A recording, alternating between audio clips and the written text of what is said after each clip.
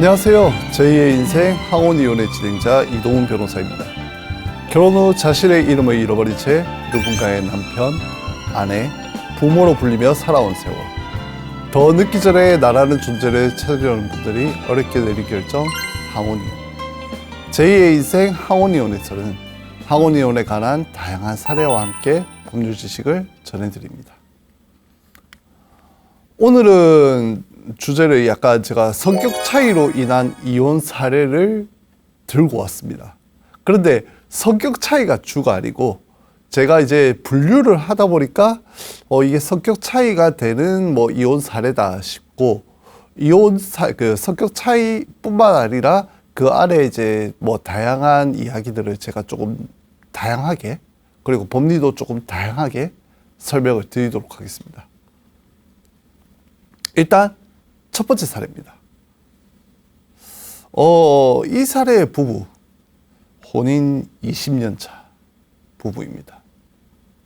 어떻게 만나냐? 이 남편이 친구 결혼식에 가게 됐습니다.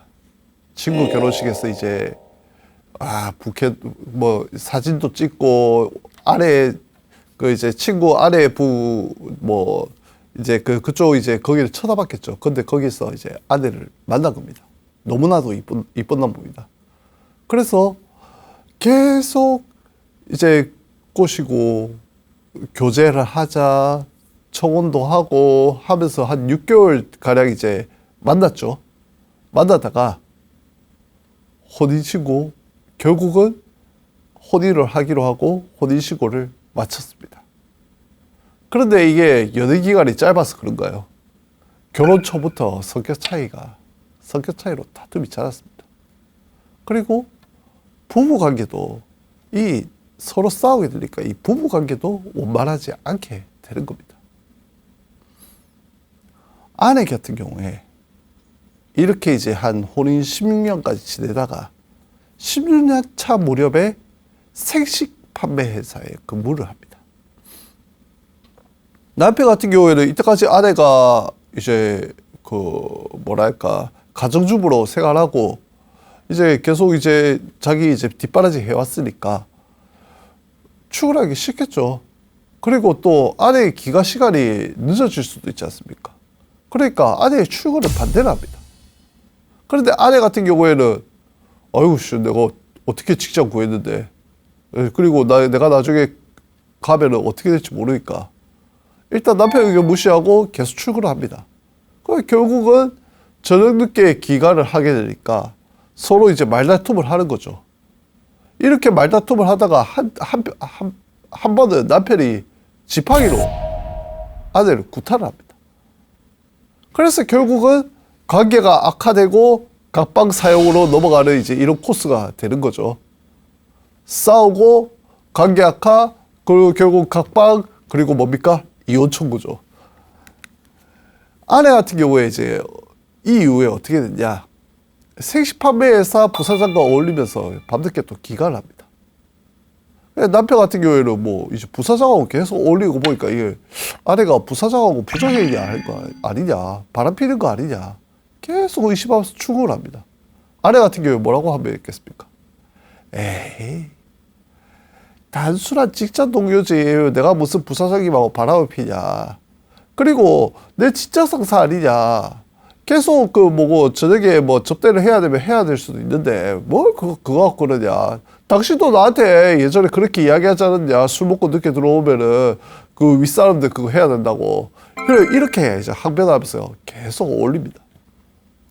그래서 결국은 이제 남편 같은 경우에 계속 의심하고 아내 같은 경우에 이 의심하는 남편이 너무 싫고 그래갖고 여기 서로 상호 불신 및 의처증이냐 이런 이제 이야기까지 나오면서 갈등이 증폭된 끝에 뭘 했냐? 제가 코스라고 했지 않습니까? 협의이혼하기로 합의를 봅니다. 그래서 합의 각서까지 씁니다. 뭐라고 썼냐? 아내하고 남편은 이제 아래같이 합의이혼하기로 확인하여 각서합니다. 합의이혼을 협의이혼을 합의이혼이요 표현했더라고요. 합의이혼을 쌍방 서로 확인하여 인정한다. 2번 아내인 원고는 두 자녀인 자녀가 둘이 있었거든요. 두 자녀에 대해서 친권을 포기한다. 그리고 3번 월세 보증금 500만 원은 아내의 소유로 인정한다. 서로 합의된 사항은 서약과 각서로 즉시 이해간다. 그리고 5번으로 합의 이혼 절차에 서로 확인 날인한다. 는 내용으로 합의 이혼 동의서를 작성을 합니다.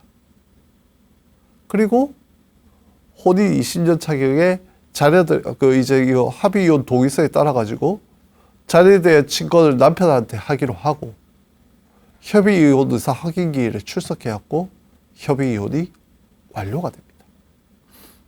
제가 왜 이거 합의 이혼 동의서를 이거를 기억해갖고 굳이 말씀드리는지 나중에 내용이 나옵니다.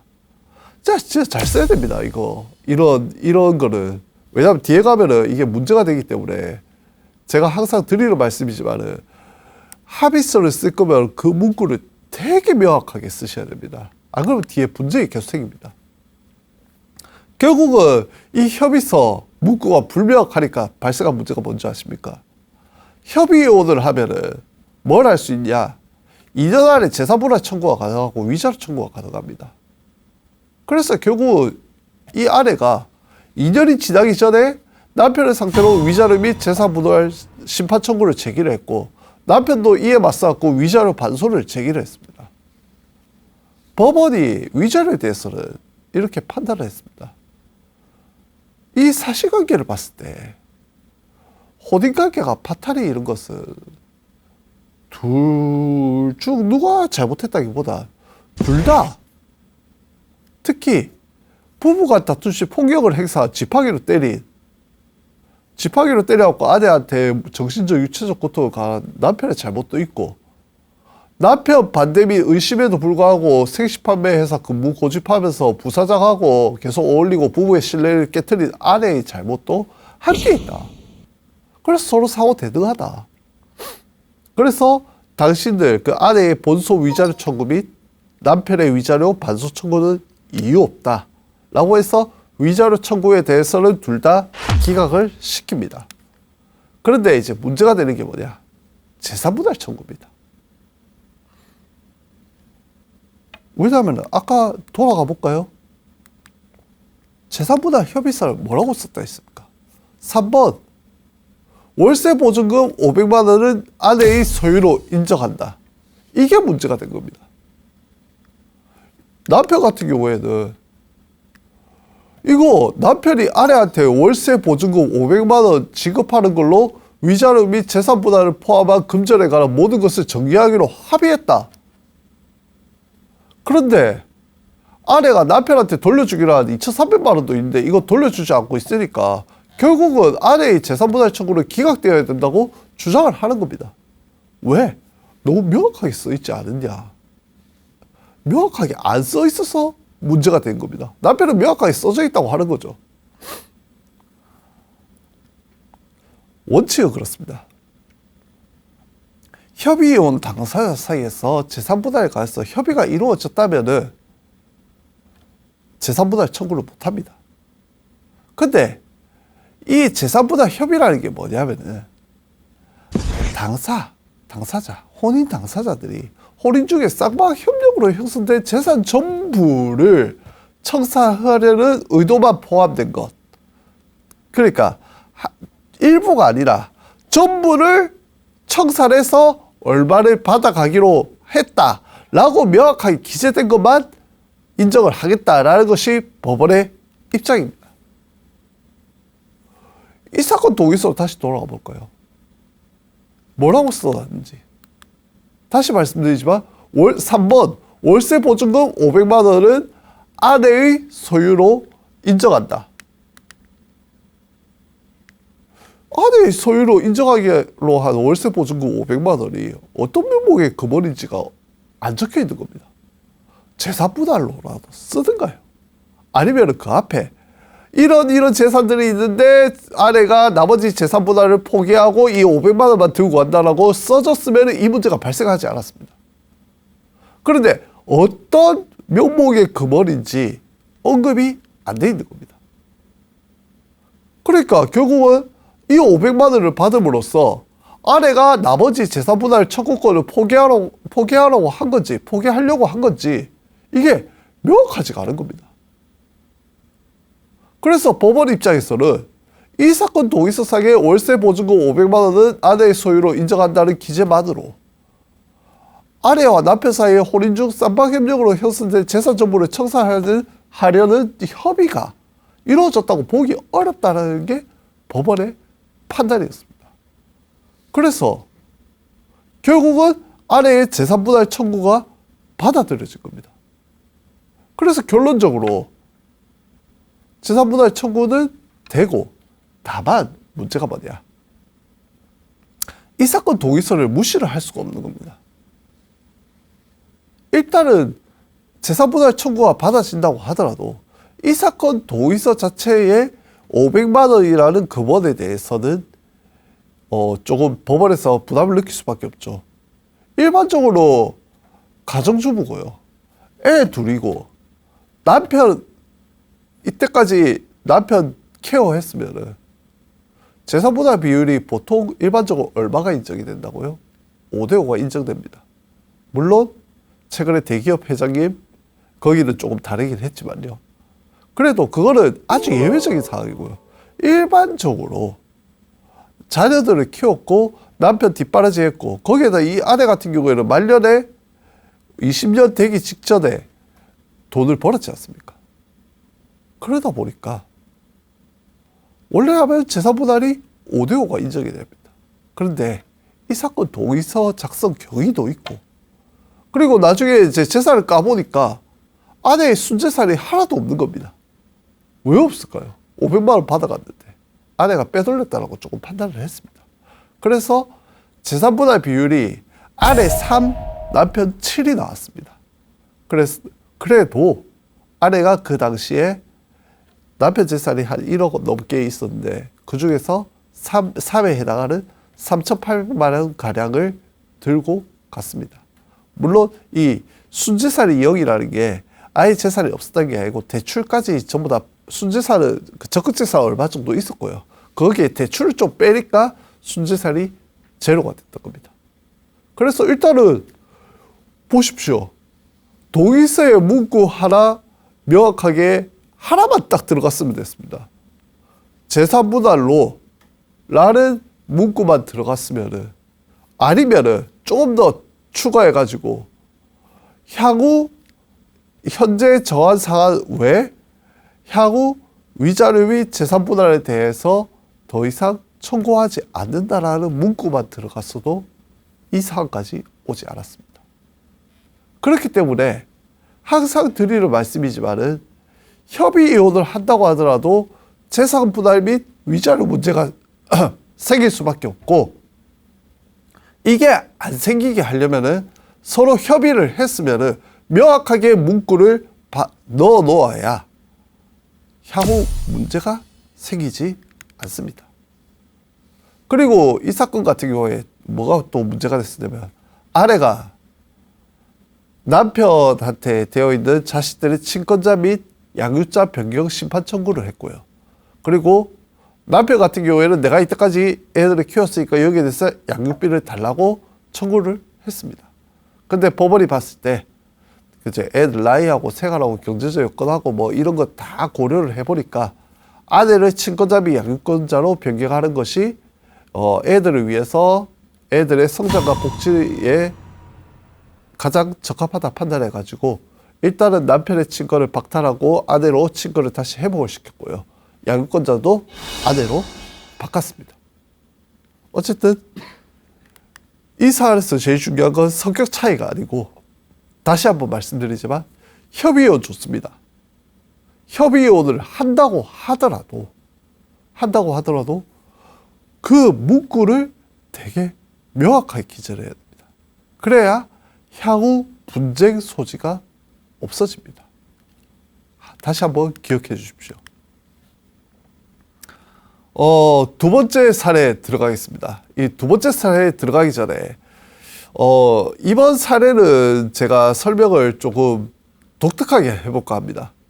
일단 기초적인 사실관계만 조금 설명을 드리고 이 부부 생활에 대해서 남편 입장에서 남편 주장 바탕으로 사실관계를 한번 정리를 드려볼까 합니다.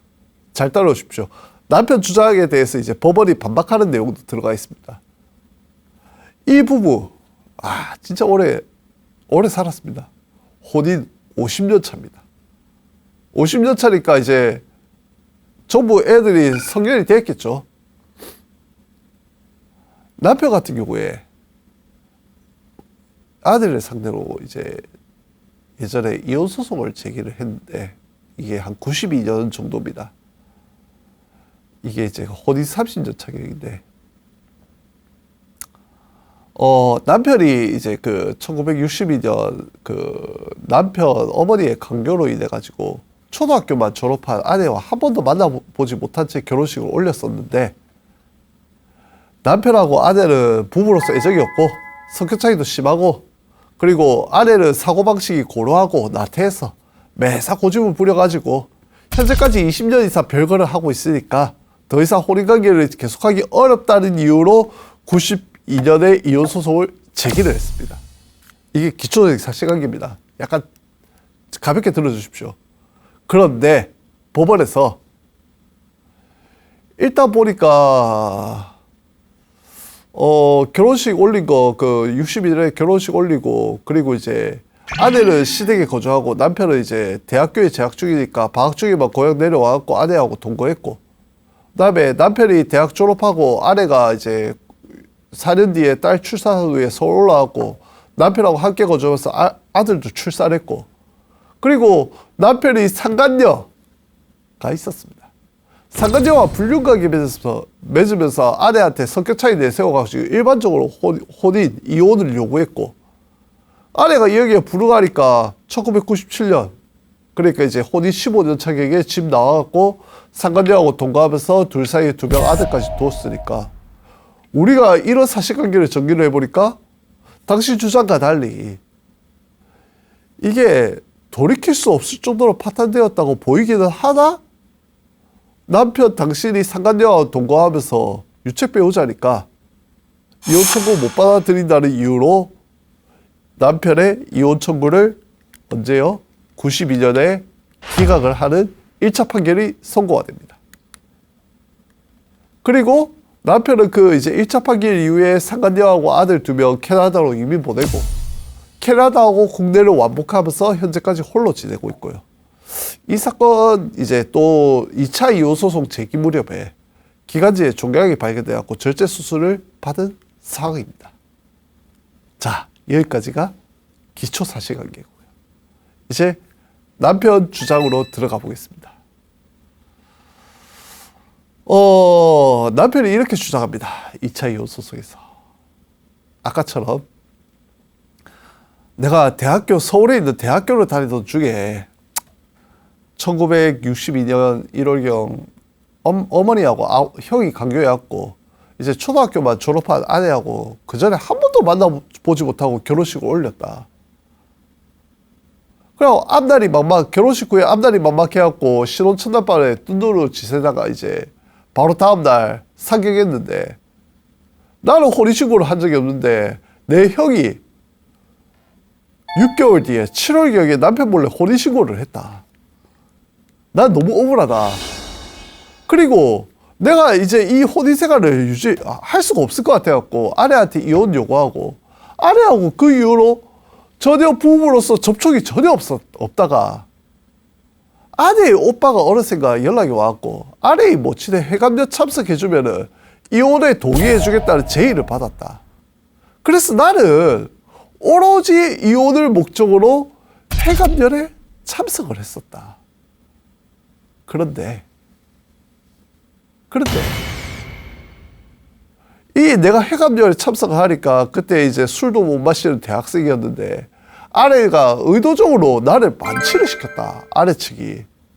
그리고 내가 술에 만취된 상태에서 처음으로 혼인이라는 걸 하고 처음으로 아내하고 동침을 했고 그게 한 방에 딸을 임신하게 된 거다. 내가 이혼할 의사로 회감전에 참석했다가 아내 측 가족들의 농간으로 애가 생겼다. 라는 게 1번 주장입니다. 그리고 또 뭐라 주장했냐.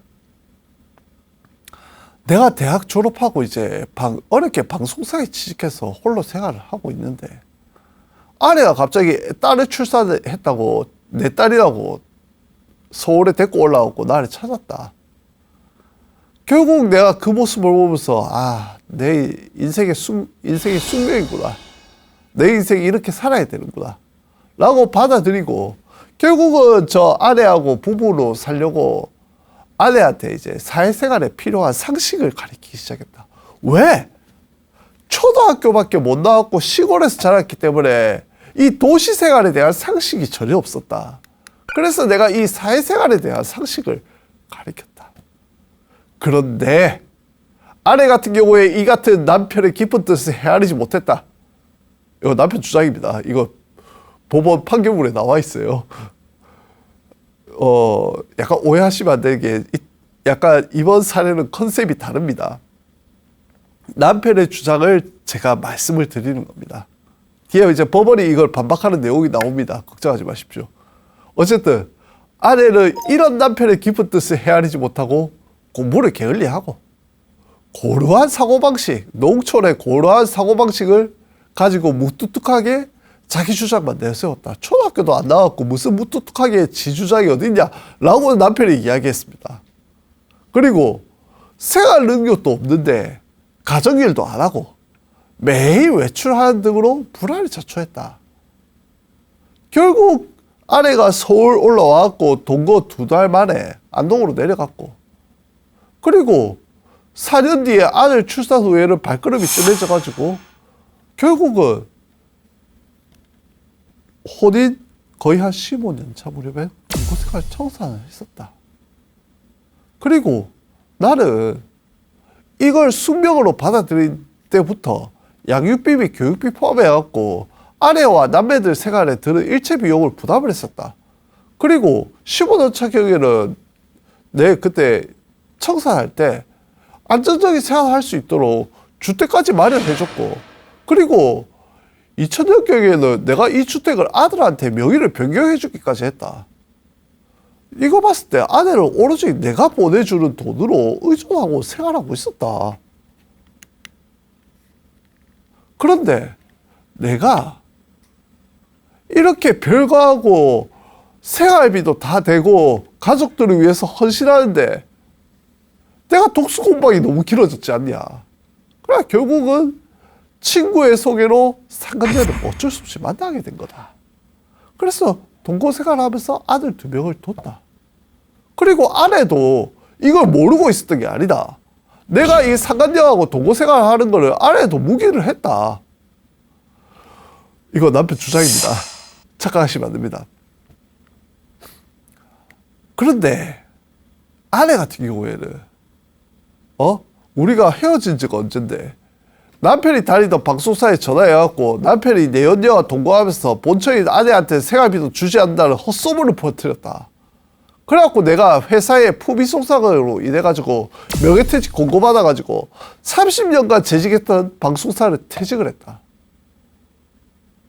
그리고 내가 결국 먹고 살려고 지인하고 동업으로 방송사에 전설을 납품하는 사업을 하려고 했는데 이번에도 아내가 이 남편의 이주 생활을 남편 지인한테 알려가지고 이 사람 믿을 수 없다라고 이 사람은 어떻게 도움하냐라는 식으로 이야기를 해갖고 결국 도움약적 파기가 됐다. 그래서 이 사업도 접었다.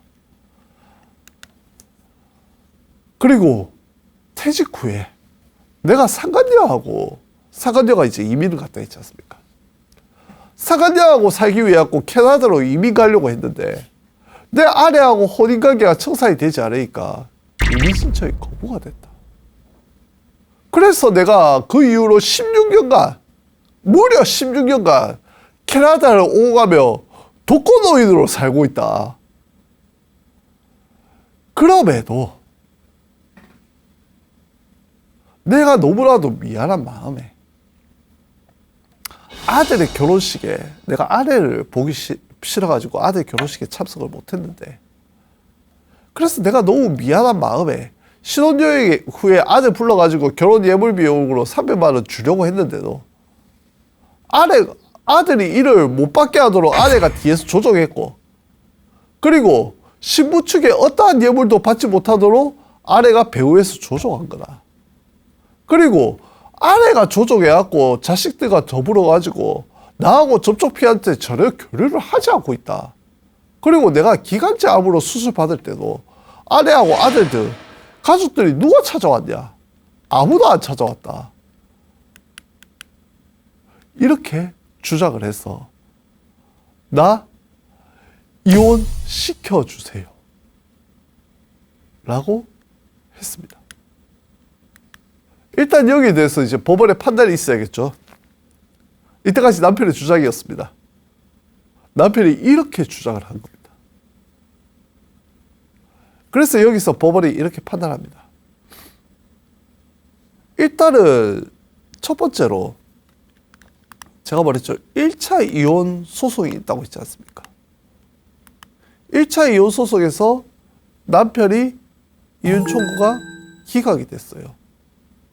근데 남편이 지금까지 제가 말씀드린 사유하고 앞에 말씀드렸던 1차 이혼 판결문하고 보시면, 판결문 내용을 비교해 보시면 남편이 똑같이 주장합니다. 결국은 문제가 뭐가 생기냐? 기판력의 문제가 생깁니다. 이미 민법 840조 6호의 사유에 근거한 이혼소송을 제기했다가 남편의 청구를 기각한다는 판결이 확정된 이상 기판력의 법리가 생겨가지고 그 93년 이전까지 사유에 대한 이혼 청구를 받아들일 수가 없다라고 판단이 돼버립니다. 그래서 남편이 주장한 내가 억지로 결혼해서 술 먹여가지고 딸이 생겨가지고 내가 숙명으로 받아들이고 혼인생활을 했는데 결국은 이게 유지가 안 되고 이런 내용들이 있지 않습니까? 여기에 대해서 하나 살필 것 없이 이유 없다라고 법원이 딱 판결을 해버립니다. 그리고 30년간 그 뒤에 이제 주장 중에 30년간 방송사에서 재직하던 남편을 사직하게 만들었고, 그리고 남편의 사업을 방해하는 등 아내가 남편한테 어떠한 잘못을 저지름으로써 혼인관계가 파탄됐다는 주장이 있었지 않습니까? 이 주장에 대해서 법원이 당신 그냥 말하는 거고 증거 없고 정황도 없으니까 이거는 주장을 기각합니다.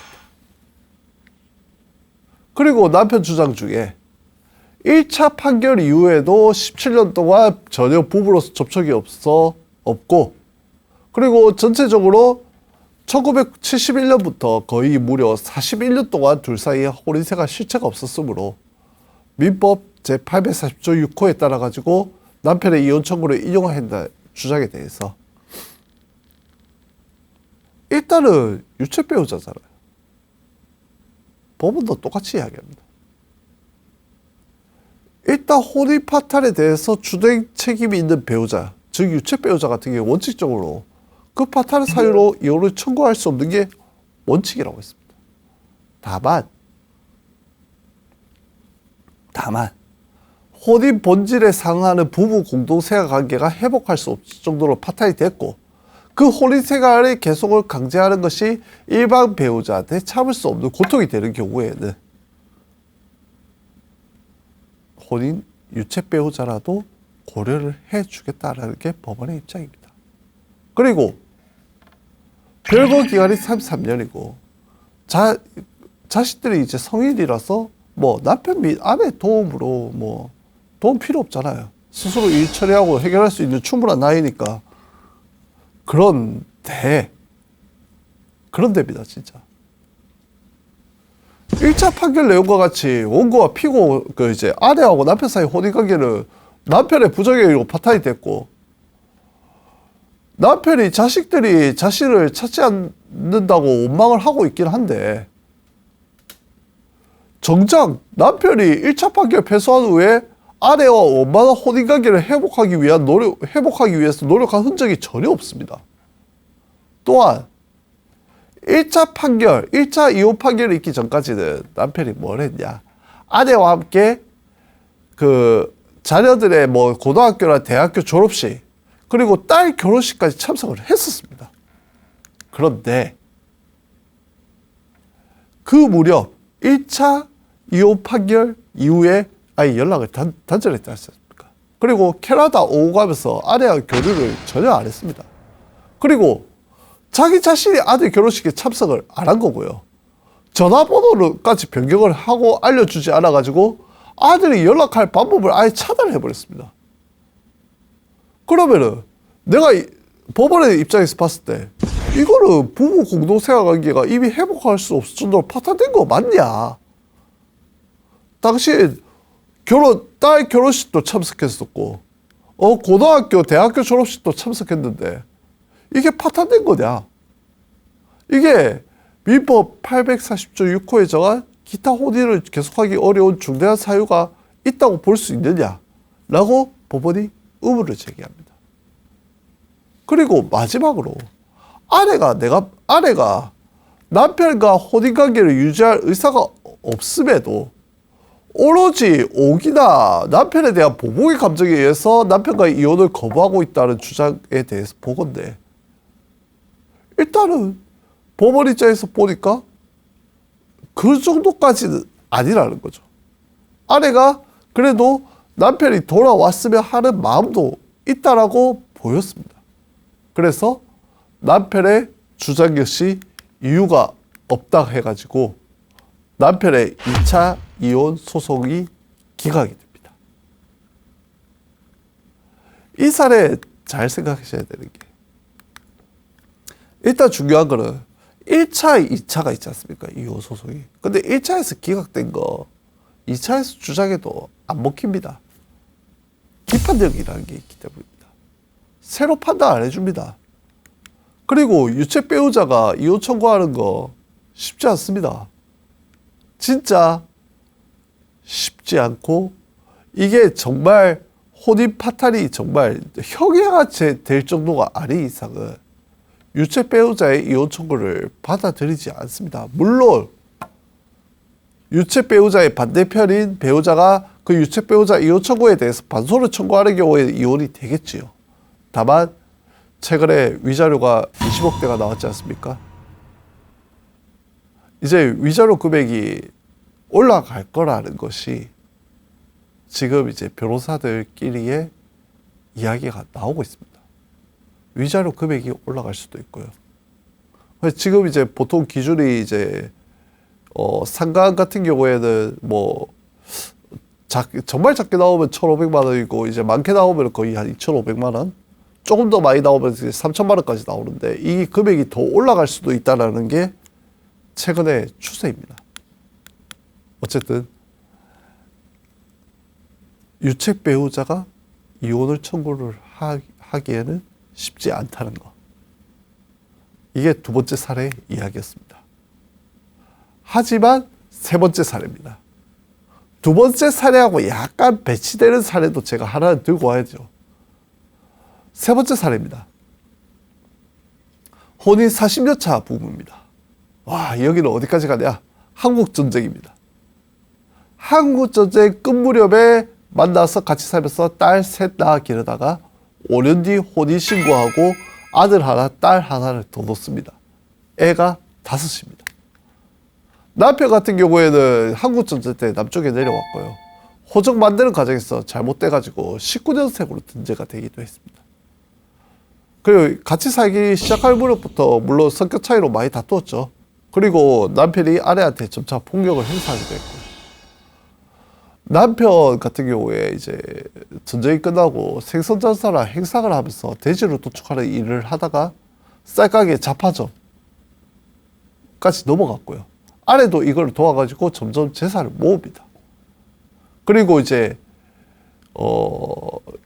그 돼지도 사고, 이 모은 돈도 사고, 쌀가게도 팔아가지고 이제 이 돼지 위에다가 3층 건물 짓고, 그리고 학생복, 그 당시에 또 학생복을 만들었나 봅니다.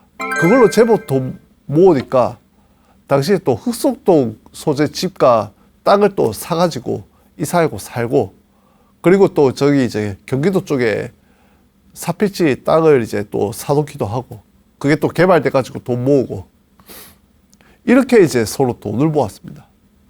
그런데 이렇게 살고 있다가 혼인 30년차 격에 큰 다툼이 일납니다. 그리고 이 과정에서 이제 남편이 아내한테 폭행을 하게 됩니다. 그래서 아들들이 이 아버지가 어머니를 때리니까 어머니 편을 들면서 남편을 말립니다. 근데 남편이 이제 그거를 보고는 이제 결국 이제 열이 뻗쳐가지고 집을 나와가지고 자기들이 이제 그때 3층 건물을 지었다 했습니까? 건물 3층에서 거주하기 시작하면서 별거를 합니다. 그리고 계속 별거를 하는데 아내가 그 당시에 그 경기도 쪽에 땅을 이제 팔아가지고 자기 앞으로 돼 있었으니까 그 다른 데다 이제 또 거의 지하 1층, 지상 3층의 근린생활시설 및 주택을 사가지고 그곳으로 이사를 해버립니다. 그리고 남편 같은 경우에 이제 이혼소송을 제기를 하는데, 이 자기가 이제 다른 재산을 좀 팔아가지고 아내한테 지급을 하기는 했습니다. 그러고 난 뒤에 남편이 이혼소송을 제기를 했는데 1차 이혼소송에서 혼인 파탄 책임이 남편한테 있다는 이유로 기각 판결이 납니다. 그리고 이 기각 판결 이후에 뭘 했냐? 일단은 서로 합의를 이렇게 봅니다. 따로 살 때 이혼을 하지 말자.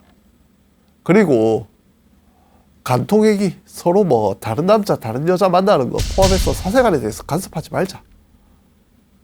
그리고 남편이 다른 여자와 같이 살더라도 아내를 이를 용서하고 형사고소를 하지 않는다는 내용으로 합의를 하고 이것을 공증을 받습니다. 물론 정확하게 말하면 공증사무실에 가서 인증서를, 합의서를 받는 거죠. 그리고 남편 같은 경우에 40년가량 나이차가 있는 상간녀 만나가지고 위합의 시점부터 같이 살기 시작합니다. 그리고 그 사이에 아들 둘 놓고 2차 이혼소송까지 아내와는 아무런 연락 없이 살아왔습니다. 이 사례를 제가 들고 온 이유가 뭐냐면은 이 법원의 판단이 약간 기존의 이제 유책주의에서 약간 파탄주의 경향을 보이는 판단을 내렸기 때문에 제가 들고 와봤습니다. 일단 요 법원의 판단에 따르면은 사실관계 보면은 일단 1차 이혼 소송이 끝나고 서로 합의를 봤잖아요. 서로 사생활에 대해서 간섭하지 않기로 합의했고, 그 다음에 9년 이상 떨어져 살고 얼굴 마주치는 일 없고, 그리고 서로 아무런 연락 없이 지내왔으니까 지금 이 혼인관계가 파탄돼가지고 더 이상 회복되었다고 보기 어렵다.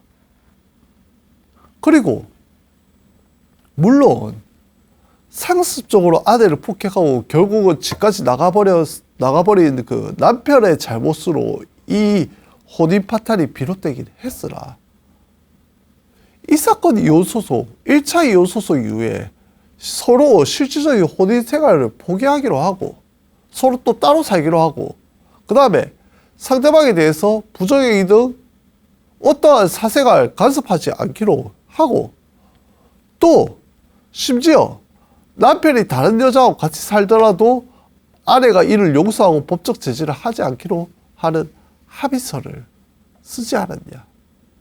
또 지금까지 떨어져 살면서 서로 연락 한번 주고받지 않았고, 그리고 아내도 마찬가지고 남편도 마찬가지고 서로 간의 부부로서의 권리와 의무를 모두 포기한 채 정상적인 혼인 생활을 회복하기 위해서 어떠한 누구도 노력을 하지 않았냐. 결국은 이러한 혼인 파탄의 책임은 남편이 아니라 남편하고 아내 모두한테 있다고 할 것이고, 그 잘못 정도가 남편이 아내보다 더 큰 것으로 보이지 않는다라고 해서 남편의 2차 이혼 청구를 받아줍니다. 뭐가 달랐을까요?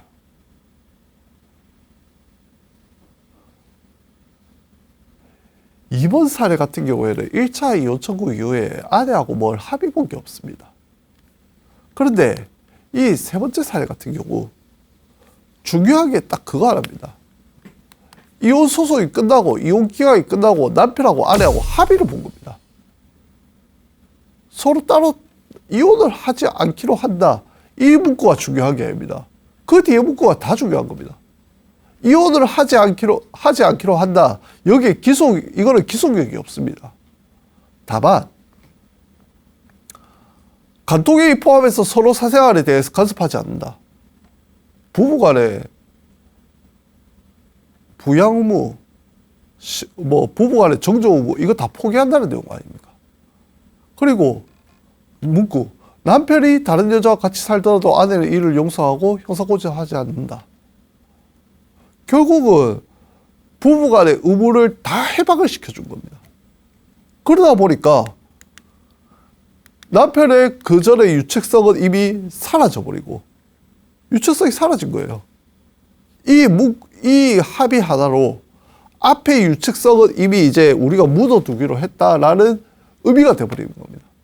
그래서 이 합의를 기점으로 서로 혼인관계가 파탄이 되어버렸고 서로 부부간에 이 합의 자체가 부부간의 의무를 해방하고 부부간에 서로 간의 권리를 행사하지 않기로 하는 합의가 있었기 때문에 2차 이혼 판결에서 남편이 재판상 이혼 사유를 인정을 받을 수 있었던 겁니다. 결국은 서로 간의 합의를 어떻게 하냐, 그리고 그 합의의 시점을 언제로 잡느냐에 따라 가지고 판단이 달라질 수 있는 거고, 이 판례가 유책을 파탄주의로 바꾸었다라는 사람도 있는데, 제가 해석을 했을 때는 결국은 바꾼 게 아니고 원래 유책주의인데 예외적으로 파탄주의를 인정을 한 거다. 결국은 달라진 게 없다라는 겁니다. 그걸 잘 아셔야 됩니다. 우리나라는 원칙적으로 유책주의고 예외적으로 파탄주의를 채택하고 있을 뿐입니다. 이 판례가 바꾼 게 아닙니다. 이 판례는 결국은 쌍방 합의가 있었기 때문에 파탄주의를 인정을 해줬던 겁니다. 부부는 인생이라는 여행길을 평생 함께 걸으며 고락을 함께 나눈 동행자입니다. 항혼이혼을 생각하시기 전에 긴 세월 함께 해온 깊은 정을 다시 한번 헤아려 주십시오. 그래도 돌이킬 수 없는 결심이라면 저희 제2의 인생 항혼이혼에서 도움이 되어드리겠습니다. 저는 다음 주에 다시 찾아오겠습니다. 함께 해주셔서 고맙습니다.